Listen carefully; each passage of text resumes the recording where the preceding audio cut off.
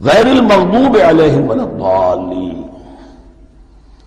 جو مغضوب علیہم نہیں ہوئے، جن پر تیرا غضب نہیں ہوا۔ اور غضب ہوتا ہے ان پر کہ جو ہدایت کے واضح ہونے کے بعد ہدایت کو ترک کر دیں، وہ ہے مغضوب علیہم۔ جنہیں ہدایت مل گئی ہو، ہدایت کو پہچان لیا ہو، پھر اپنی شرارت نفس کی وجہ سے، اپنی نفسانیت کی وجہ سے، اپنے تکبر کی وجہ سے، اپنے حسد کی وجہ سے وہ اس حق کو رد کر دے، اس کو ترک کر دے، ان پر اللہ کا غضب آتا ہے۔ اور اس میں اس کی بہت بڑی مثال تاریخ کے اعتبار سے یہودی ہے۔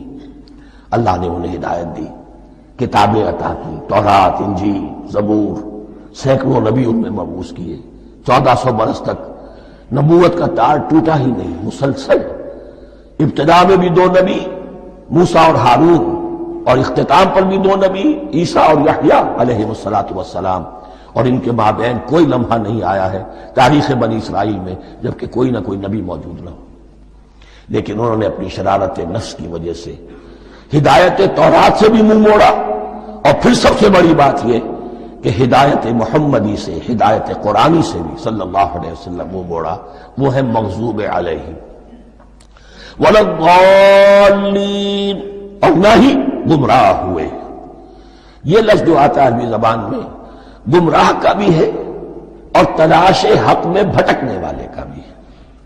ایک وہ شخص ہے جس پر حق ابھی واضح نہیں ہوا، وہ تلاش میں ہے، اس کے لیے بھی ضال کا لفظ آئے گا۔ اسی طرح کوئی شخص کسی کے عشق اور محبت میں ایسا ہو جائے، دیوانہ ہو جائے، اس کو بھی ضال کہتے ہیں، یعنی اس کے اوپر جذبات کا اتنا غلبہ ہو گیا ہے کسی کی محبت اور عشق کی بنا پر۔ تو حضور کے لیے یہ لفظ آیا ہے وَوَجَدَكَ ضَالًّا فَهَدَىٰ، اور یہ تو سورۃ الضحیٰ ہے، اکثر بیشتر لوگوں کو یاد ہوگی۔ تو یہ جو ضال کا لفظ ہے اس میں سمجھ لیجئے ضروری نہیں ہے کہ وہ گمراہ ہو، بلکہ وہ بھی کہ جو ابھی راہ ہدایت کی طلب میں، اس کے حصول کے لیے اس کی تلاش میں کوشاں ہے، اور وہ بھی کہ جو کسی مغالطے کی وجہ سے حق سے منحرف ہو جائے۔ یہ بھی جان لیجئے کہ ایک ہے بدنیتی، تکبر، حسد، حق کو جان کر پہچان کر رد کر دینا یا چھوڑ دینا یا ترک کر دینا، ایک ہے کسی غلطی میں، کسی جذبات کے اندر آ کر، کسی غلو کے اندر مبتلا ہو کر اور حق سے منحرف ہو جانا۔ اس کی جو سب سے بڑی مثال ہے وہ نصارہ ہے، عیسائی ہے۔ حضرت مسیح کو انہوں نے مانا لیکن غلو کیا، یہ لفظ آئے گا آگے، لا تغلو فی دینکم، اپنے دین میں غلو نہ کرو۔ جیسے ہمارے ہاں بھی بعض لوگ ہیں جو حضور صلی اللہ علیہ وسلم کی تعریف میں، حضور صلی اللہ علیہ وسلم کے ساتھ اپنی محبت کے اظہار میں غلو کر جاتے ہیں۔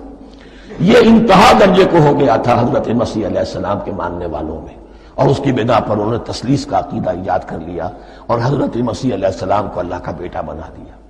تو اس کی سب سے بڑی مثال ضالین کی اس اعتبار سے کہ ہدایت پانے کے بعد کسی بدنیتی سے نہیں بلکہ کسی اچھے جذبے میں غلو کی وجہ سے، رسول سے محبت کرنا تو اچھا جذبہ ہے لیکن یہ محبت بھی ایک حد میں رہنی چاہیے۔ غلو کرے گی تو ظاہر بات ہے کہ اس کے بعد وہ گمراہی کی طرف لے جائے گی۔